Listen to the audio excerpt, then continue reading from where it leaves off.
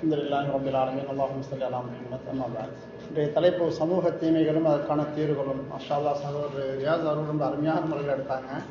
அது ரொம்ப சந்தோஷம். நம்ம அதிகமாக சொல்லக்கூடிய செய்கிற எல்லாமே தெளிவான முறையில் எழுதி வச்சிருக்கிறாங்க. யார் கேட்டாலும் உடனே பதில் சொல்லக்கூடிய எடுத்தும் காட்டுறாங்க பாருங்களா. விஷயங்களும் ஆதாரத்தோடு எழுதி வச்சிருந்தாங்க. ஒரு ஹதீஸ் சொல்லும்போது ஆயத்து சொல்லும்போது மாஷா அல்லாஹ் தெளிவான ஒரு பேச்சா இருந்துச்சு. அல்லாஹ் நமக்கு அமலுக்கான தௌஃபீக் தரணும். இன்னைக்கு பேச்சினுடைய சுருக்கம் என்ன பார்த்தீங்கன்னா, சமூக தீமைகள் அப்படின்னா நம்மளை அண்டி ஒண்டி நடக்கக்கூடிய அந்த பாவங்கள், தீய சக்திகள், தீய செயல்பாடுகள், குணாத்த செயலாக இருக்கட்டும், செயலாக இருக்கட்டும், இதுகளை நம்ம தடுத்து நிறுத்தாவிட்டால் அதில் நாமும் பாதிக்கப்படுவோம். ஒன்றும் தீமைக்குள் பாதிக்கப்படுவோம் அல்லது அல்லாஹ்வுடைய அதாபினால் பாதிக்கப்படுவோம் என்பது இதனுடைய முக்கியமான ஒரு அம்சமாக இருக்குது. எனவே முன்னாடி அதனை தட்டி அதனை களையணும், நிறுத்த வேண்டும் அப்படிங்கிறது முக்கியமானது. அது சமூக தீமைகள் சொல்கிறோமா இல்லையா, வரிசையாக நம்ம பட்டியல் போடுறதுக்கு 100, 200 நிற்காது. அது வாட்டுக்கு போய்கிட்டே இருக்குது. பண்டு முதல் அது இன்றைய காலத்தில் சோசியல் மீடியாவுக்கு இருக்கும்போது ரொம்ப அநியாயமாக இருக்குது. மது, சூது, வட்டி, அதுக்கப்புறம் விபச்சாரம், என்னென்ன பொய் பேசுறது, புறம் பேசுறது, அங்கங்கே கோல் மூட்டுறது, என்னென்ன லிஸ்டெல்லாம் போய்கிட்டே இருக்கும். அவ்வளோ பெருசாக இருக்குது. இது எல்லாத்தையும் வட்டுருக்கமான முறையா அப்படிங்கிற சஹாபிக்கிற விசாசம் சொல்லி கொடுக்குறாங்க. பாவங்கள், சமூக தீமைகளுடைய பட்டியல், அதனுடைய டெஃபினேஷன் என்ன அப்படின்னு கேட்குறாங்க. கேட்கும்போது நபி ஸல்லல்லாஹு அலைஹி வஸல்லம் சொல்றாங்க, மா ஹாக ஃபீ ஸத்ரிக, நன்மை என்றால் அதனை செய்யும் போது அதனுடைய மனசு அதில் ரொம்ப ஒரு சமாதானத்தோடு இருக்கும். அதுதான் நன்மை, அது நல்ல காரியம். மா ஹாக ஃபீ ஸத்ரிக, எதை செய்யும் போது சின்னதொரு சஞ்சலம், ஒரு தடுமாற்றம், யாரும் பார்த்துருவாங்களோ, இது செய்யலாமா கூடாதாரு, அது சந்தேகம் இருக்காது, இது செய்யும் போது அவர் பார்த்துருவாங்க, இந்த மாதிரி ஒரு தடுமாற்றம் ஏற்படுறதுல இதெல்லாம் பாவம். பாருங்க, ஒரு வரியில முழுசா அதுல சட்டங்கள் வந்துருச்சு. இப்ப எத்தனை காரியங்கள் அந்த மாதிரி இருக்குது. சின்னது முதல் பெரியது வரைக்கும் எதெல்லாம் நம்ம ஒரு சின்ன ஒரு தடுமாற்றம் ஏற்படுதோ, அவர் பார்த்துருவாரா, மாமா பார்த்துருவாரா, அத்தா பார்த்துருவாங்களா, இந்த நண்பர் பார்த்துருவாரா, மேரேஜ், இதெல்லாம் பாவம். இதெல்லாம் தவிர்த்து கொள்ளுங்கிறது ஒரு வரியில முழுமையான சட்டங்கள் வந்துருச்சு. இந்த மாதிரி காரியங்களை முழுசா விலகணும். விலக தவறக்கூடிய நேரத்தில் அந்த தீமையினுடைய விளைவு நம்மளையும் பாதிக்கும், அண்டி ஒன்றவங்களையும் பாதிக்கும். அப்படிங்கிறதுக்கு ஒரு அருமையான ஒரு ஆயத்தை சொன்னாங்க. ஒரு உதாரணம் சொன்னீங்க. அந்த உதாரணம் ஹதீஸ். அது நபி ஸல்லல்லாஹு அலைஹி வஸல்லம் அருமையான முறையில் உதாரணம் சொல்லி விளக்குறாங்க. நபியோட பெருக்கும் போது செலவாத் சொல்லுவீங்களா, சின்ன செலவாத் கொடுத்து சவுண்டாக கொடுத்தீங்கன்னா மற்றவங்களும் சேர்ந்து சொல்லிக்கிடுவாங்க. நபி ஸல்லல்லாஹு அலைஹி வஸல்லம் இது ஒரு உதாரணமாக சொல்லி காட்டுறாங்க. கப்பலில் பயணிக்கும் போது கீழ்த்தளம் மேல்தளம் இருக்கிறாங்க. மேல்தளத்தில் உள்ள எல்லா சௌகரியங்களும் இருக்குது, கீழே உள்ளவங்களுக்கு சௌகரியங்கள் பத்தாது. இவங்க இங்கிருந்து மேலே தான் போய் தண்ணி எடுக்கணும். அந்த மாதிரி எடுக்கிறதுக்கு சோம்பேறி தண்டப்பட்டுக்கிட்டு அவங்க நமக்கு தான் கீழே ஒரு ஓட்டை போட்டால் தண்ணி கிடைச்சிருமே அப்படின்னு சொல்லி அவங்க நினைக்கும் பொழுது மேலே உள்ளவங்க பார்த்துக்கிட்டு இருந்தால் எல்லோரும் சேர்ந்து முங்கிடுவாங்க.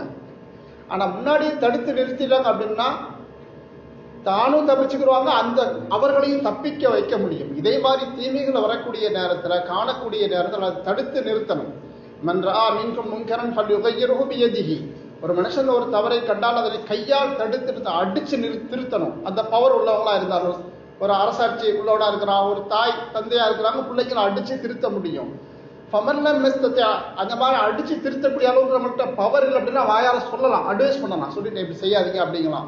சில நம்மளுடைய மேனேஜராக இருப்பாங்க, வயசுல ரொம்ப மூத்தவங்க, அவங்க போய் சொல்ல முடியாது. அந்த நேரத்தில் மனசளவிலையாவது தடுக்கணும். இது பாவமான காரியம் அப்படிங்கிற மனசுலாவது சின்னது ஒரு வெறுப்பு தட்ட வேண்டும். இந்த வெறுப்பு கூட தட்டாமல் 4ஓட 5 நாமளும் அவங்களோட சேர்ந்து நாம் இருந்தால் அவர்களுக்கு வரக்கூடிய அந்த பாவத்தின் தண்டனை நம்மளையும் கூட பாதிக்கும் அப்படின்னு நம்ம பார்ப்போம். இன்னொரு உதாரணம் கூட நமக்கு பார்க்க முடியும். நம்மளுடைய வீட்டு வாசலில் பார்த்தீங்கன்னா குப்பை தொட்டி வச்சிருக்கிறாங்க. தொட்டியில் கொண்டு போய் போட்டாச்சுன்னா எடுத்துகிட்டு போயிடுவாங்க. நம்ம அப்படி போடாமல் பக்கத்தில் 4-5 வீடுகள் இருக்கும்போது பார்த்தீங்கன்னா ஒரு வீட்டுக்காரர் குப்பையை வீட்டினுடைய வாசலில் வச்சுட்டார் அப்படின்னா அந்த குப்பையிலிருந்து வரக்கூடிய அந்த கிருமிகள் யார் வச்சாங்களோ அவங்கள மட்டும் பாதிக்காது, அக்கம் பக்கத்தினுடைய வீடுகளையும் சேர்த்து தான் அதை பாதிக்கப்படும் அந்த கிருமிகள். அதனால அது வைக்கும் பொழுது கண்டித்தால் அதனை நம்ம அவங்கள தட்டினால் அதில் நம்ம தடுத்து கொள்ள முடியும். நமக்கும் கிருமி வராது, அவங்களையும் பாதிக்காம இருக்கும். அதுதான் மேலே சொன்ன அந்த கப்பல் சலாசம் சொன்ன அந்த உதாரணத்தில் பார்க்க முடியுது.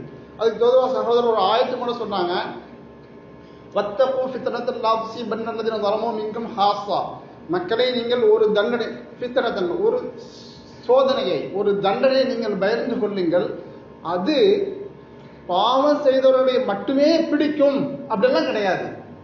ஒரு தண்டனை வரும், 4 பேர் இருக்கிறாங்கன்னா 2 பேரும் பாவம் செய்யறாங்கன்னா கரெக்டாக குறி பார்த்து அவனை மட்டும்தான் தாக்கும் அப்படின்னு நினைக்காதீங்க. தண்டனை வரும்போது எல்லாரும் தான் அதில் ஆட்பட்டு போவாங்க. எனவே முன்னாடியே தடுத்து நிறுத்த வேண்டும் அப்படிங்கிறது முன்னாடி சொன்ன 2 உதாரணங்கள் இந்த ஆயத்துக்கு நமக்கு விளக்கமாக இருக்கும்னு பார்ப்போம்.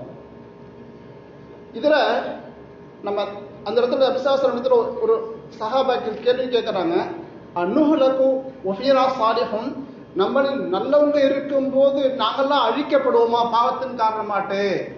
இதா கஸ்ரல் ஹபசு, ஆம், பாவங்கள் பெருகிவிட்டால் அதில் நீங்களும் சேர்ந்து அழிக்கப்படுவீங்க அப்படிங்காங்க.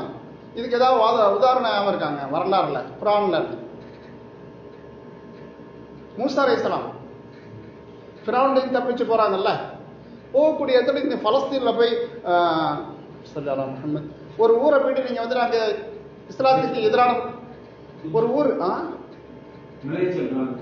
ஆமா, ஒரு ஊருக்கு அந்த ஊர்ல போய் நீங்க தௌஹீதை சொல்லுங்க, மக்கள்கிட்ட போய் நீங்க தௌஹீதை தெரிவித்து சொல்லுங்க, அவன்கிட்ட போய் நீங்க வந்துட்டு சண்டை எடுங்க அப்படின்னு அல்லாஹ்வுடைய கட்டளை வருது. போறாங்க, போயிட்டு இருக்கும்போது எதிர்த்து இந்த ஆள் எங்கப்பா போறீங்க? அந்த ஊருக்கு நாங்க சண்டைக்கு போறோம் சொல்றாங்க. அந்த ஊர்ல சில ஜப்பாரிகள் இருக்காங்க, சில கொடுங்கோளர்கள் இருக்காங்க, அரக்கர்கள் இருக்கிறாங்க, அங்க போனா யாரும் ஜெயிக்க முடியாதுப்பா, கவனமா இருங்கிறாங்க. உடனே உட்காந்துக்கிறாங்க. மூசா நாங்களாம் வரமாட்டானுங்க. அப்படி இல்லப்பா வாங்கப்பா அப்படிங்கிறாங்க. மூசா நபி சொல்றாங்க, ஹாரூன் சொல்றாங்க, அங்க இருக்கக்கூடிய 2 நல்ல மனிதர்கள் சொல்றாங்க, நீங்க வந்துட்டு உள்ள போங்க, ஃபைதா தஹல்துமுஹு ஃபஇன்னகும் காலிபுன், அல்லாஹ் சொன்னது நீங்க உள்ள போங்க அப்படிங்கிறதுதான். நீங்க அல்லாஹ் சொன்னதை கேட்டா போது அல்லாஹ்வுடைய வெற்றி வரும். ஃபைதா தஹல்துமுஹு ஃபஇன்னகும் காலிபுன். அந்த மக்கள் என்னங்க சொன்னாங்க? மோசமான வார்த்தை சொல்லக்கூடியது முஸ்லிம்கள் சொல்றது, நபிட்டையே சொல்றாங்க, ஃபத்ஹப் அன்த வ ரப்புக. அந்த இடம் எப்படியாப்பட்ட ஒரு சூழ்நிலை, ஒரு வாக்குவாதம் மாதிரி நடக்குது, சரியா இல்லையா? அந்த இடத்துல பேசும்போது கூலாவா பேசியிருப்பாங்க இல்ல. ஃபத்ஹப் யோ போயா அந்த மூசா நீயும் அல்லாவும் போங்க போங்க ஃபைட் பண்ணிட்டு வாங்க, இந்தியா உட்காந்துக்கிறோம். அந்த வார்த்தைக்கு வந்துட்டு அரபியில் நமக்கு வந்துட்டு இப்படி வாயா போயா நான் அந்த சூழ்நிலையை பார்த்து இப்படி அர்த்தம் கொடுக்க முடியும், புரியுது இல்ல? இப்போ அந்த ஃபத்ஹப் போயா நீயும் அல்லாவும் போய் கேட்க நாங்கள் இங்கே உட்காந்துட்டு இருக்கிறோம். அல்லாஹ் என்ன செஞ்சாங்க? அந்த தண்டனை 40 வருஷங்கள் காட்டுக்குள்ள சுத்த விட்டான். ஒரு காடு காலையில இருந்து நடக்க ஆரம்பிப்பாங்க, சாயங்காலம் வரைக்கும் எங்க நடக்க ஆரம்பிச்சாங்களோ அங்க வந்து சேருவாங்க. ராத்திரி ஃபுல்லா நடப்பாங்க, எங்க ஆரம்பிச்சாங்களோ அங்க வந்து இருப்பாங்க. அந்த மாதிரி 40 வருஷங்கள் காட்டுக்குள்ளே சுத்த விட்டான். இதுல யாரும் மாட்டினாங்க? மூசா நபியும் மாட்டினாங்க, ஹாரூன் அலைஹிஸ்ஸலாம் மாட்டினாங்க. அங்க 2 மனிதர்கள் அட்வைஸ் பண்ணாங்க, டேய் நீங்களாம் வாங்கடா அப்படின்னாங்க. அவங்களும் சேர்த்தா மாட்டிக்கிட்டாங்க. அந்த ஹதீஸ் பாருங்க, இதா கத்துரல் ஹபசு, பாவம் பெருகிவிட்டால் நல்லவர்களும் சேர்ந்து அதில் மாட்ட வேண்டிய சூழ்நிலை ஏற்படும். அல்லாஹ் நம்மளை பாதுகாக்கட்டும். இது நம்மளுடைய குடும்பத்துக்கு தான் பொருந்தும். நம்ம குடும்பத்திலையும் பார்த்தீங்கன்னா தீனுக்கு எதிரான சில செயல்பாடுகள், பிள்ளைங்க, வீட்டில் உள்ள மனைவிமார்கள், அனந்தம்பிகள் இருப்பாங்க, அவங்கள கண்டிக்கணும். கண்டிக்க தவறிவிட்டால் அந்த தீமை நம்மளையும் தான் பாதிக்கும். வீட்டினுடைய தலைவராக உள்ளவங்க கூட உள்ளவங்களை சேர்த்தான் பாதிக்கும். நம்ம தெருக்கள்லையும் தான், நம்ம எங்கே சேர்ந்து இருக்கிறோமோ நம்மளுடைய நண்பர்கள்லையும் இந்த மாதிரி தான். செய்ய தவறிவிட்டால் அந்த தீமை நம்மையும் சேர்ந்து தான் பாதிக்கும். எனவே சமுதாயத்தில் வந்து தீமைகள் உடனே களையப்பட வேண்டும், இல்லாவிட்டால் அதில் நாமும் மாட்டிக்கிறோம் பார்ப்போம். முதல்ல சொன்னது வந்து பார்த்தீங்கன்னா, தீமைகள் நடக்கும்போது களைய தவறிவிட்டால் நம்ம அவங்க கூட இருந்தோம் அப்படின்னா அவங்களுக்கு வரக்கூடிய அந்த பாவங்கள் நம்மளையும் சேர்த்து மாட்டிக்கிறோம். மாஷா அல்லாஹ். இதுக்கு நேர் எதிரானது ஒன்று பார்த்தீங்கன்னா, நல்லவங்களோட சேர்த்து இப்போ நம்ம இந்த தீனுடைய கிளாஸ் நடக்குது இல்லையா, நம்ம பிடிக்குதோ பிடிக்கலையோ, நேரம் கிடைக்குதோ கிடைக்கலையோ, ஏதோ வந்து சும்மா வந்து உட்கார்ந்தாலும் போதும். யா அய்யுஹல்லதீன ஆமனு தக்குல்லாஹ வ கூனூ மஅஸ் ஸாதிகீன், ஈமான் கொண்டவர்களை நீங்கள் அல்லாஹ்வை பயந்து கொள்ளுங்கள். கூனூ மஅஸ் ஸாதிகீன், சாஜிதனா இருங்க, உண்மையானவர்கள், தக்வா உள்ளவங்க, அவங்களோட நீங்க சேர்ந்து இருங்க. அல்லாஹ் சொல்றது நீங்க தொழுங்க, நோன்பு வைங்க அப்படிங்கிறதெல்லாம் வேற இடத்துல சொல்ல, இங்க சொல்றது அல்லாஹ்வை பயந்துக்குங்க, நல்லவங்களோட சும்மா இருந்தா போதும். கூனூ மஅஸ் ஸாதிகீன், நல்லவங்களோட உங்களுடைய உறவுகளை வைத்துக் கொண்டு நீ அவங்களோட சும்மா கொஞ்ச நேரம் உட்கார்ந்துட்டு வந்தாலுமோ அதிலிருந்து அவங்களுடைய ஈமானுடைய சார்ஜ் நமக்கு கிடைச்சிக்கிறோம் அப்படின்னு பார்ப்போம். இதே மூசா அலைஹிஸ்ஸலாமுடைய வரலாறு தான் நம்ம பார்ப்போம். மூசா அலைஹிஸ்ஸலாம் வந்து தௌஹீத மக்கள்கிட்ட எடுத்து சொல்லும்போது, ஃபிரௌன் சொல்லும்போது, ஃபிரௌன் என்ன சொன்னாங்க? இது மேஜிக்னு சொன்னான்ல, இது ஒரு சூனியன்னு சொன்னான். என்ன செஞ்சா? அதுக்கு போட்டியாட்டு ஆயிரக்கணக்கான சூனியக்காரர்களை கூட்டு வந்தான். சூனியத்துல தோத்துட்டாங்க. கடைசியில் அவங்க முஸ்லீம் ஆயிட்டாங்க. சுருக்கம், அவங்க முஸ்லீம் ஆனதை காட்டி காரணம் வரலாற்று எழுதுவாங்க. அந்த காலத்தில் உள்ள ஒரு மரபு இன்னைக்கும் நம்ம பார்க்க, இந்த ரிசிலின்னு சொல்றாங்களா, இந்த ரிசிலின் தானே சொல்றாங்க. அதில் விகாரமான தோட்டத்திலாம் வருவானல்ல, ஒரு ட்ரெஸ், அவனுடைய முடியெல்லாம் வித்தியாசமா இருக்கும். ஒருத்தன் வச்சிருக்க மாதிரி இன்னொருத்தர் அதே மாதிரி இவனுக்கு எதிராட்டு வருவான், அதே மாதிரி அதுக்கு மாற்றமா வச்சுருவான். அந்த மாதிரி அந்த காலத்தில் உள்ள ஒரு பழக்கம் என்ன பார்த்தீங்கன்னா, யாரோடு மோத போறாங்களோ, போட்டிக்கு போறாங்களோ, அவரை மாதிரி தன்னுடைய நடை உடை, தன்னுடைய அந்த ட்ரெஸ் கோடு ஆக்கிக்கிறாங்க என்பது அவங்களுடைய ஒரு நடைமுறையா இருந்திருக்குது. அப்போ மூசா அலைஹிஸ்ஸலாமுடைய அந்த ட்ரெஸ் கோடு என்னவா இருந்துச்சோ, அந்த ஒரு தாடி, ஒரு தலப்பா என்ன இருந்துச்சோ அது அந்த காலத்துல அதே மாதிரி ஆக்கி கொண்டு வந்திருக்கக்கூடிய காஃபிர்கள், அவர்களுடைய நோக்கமே மூசா அலைஹிஸ்ஸலாம் இல்லாம ஆக்கணும், தௌஹீதை இல்லாம ஆக்கணும், இஸ்லாத்தை இல்லாம ஆக்கணுங்கிறது தான். ஆனா வெளிப்படையான தோற்றம் இவரை மாதிரி ஆக்கிட்டு வந்தாங்க. ஒரு செய்தி, வெளிப்படையான தோற்றம் அந்த நபியோட ஒத்து இருந்ததுனால அல்லாஹ் அவங்கள மாதிரியே ஆக்கி போட்டான் அப்படிங்கிறது ஒண்ணு. முதல்ல சொன்ன அந்த ஆயத்து கூணும் ஆஸ்வாதுக்கு நல்லவங்களோட சேர்ந்துறீங்க. வந்திருக்கிறது என்னமோ கெட்ட நோக்கம், ஆனா இருந்தது நல்லவரோட. ஒரு சபையில நிற்கிறாங்கல்ல போட்டிக்காண்டி, மூசா நபியோடு சேர்ந்து இருக்கிறாங்க. இந்த நேரத்தில் அல்லாஹ் தக்வா கொடுத்துட்டான், ஈமானை கொடுத்துட்டான், ஈமானை ஏற்றுக்கொண்டாங்க.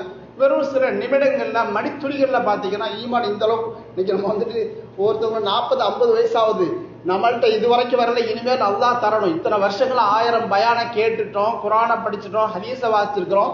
அந்த மக்கள் எதிர்ப்புக்குனே வந்த மக்கள் சில மணித்துளிகள் அவங்க இஸ்லாமை ஏத்துக்கிட்டு ஒரு அரக்கனான ஃபிரௌன்ட்ட பேசுறாங்க. ஃபிரௌன் சொல்றான், நீங்க எல்லாம் வந்துட்டு இப்ப இஸ்லாத்தை ஏத்துக்கிட்டீங்க, அவங்க எல்லாம் அந்த மார்கை வெட்டி போடுவேன் அப்படிங்கிறான். ஒரு காலு ஒரு கை வெட்டி அந்த அந்த சிலுவையில் அறையிற மாதிரி நான் வந்துட்டு மரத்துல தூக்கி உங்களை கொன்றுவேன், கடுகு மரத்துல ஏற்றுங்கிறாங்க. அவங்க சொல்றாங்க, போடா என்ன செஞ்சவ செஞ்சுக்கோ, இதெல்லாம் சேர்ந்து உலகத்துல தான் எங்களுக்கு ஆகரத்துல வேணும் அப்படிங்கிறாங்க.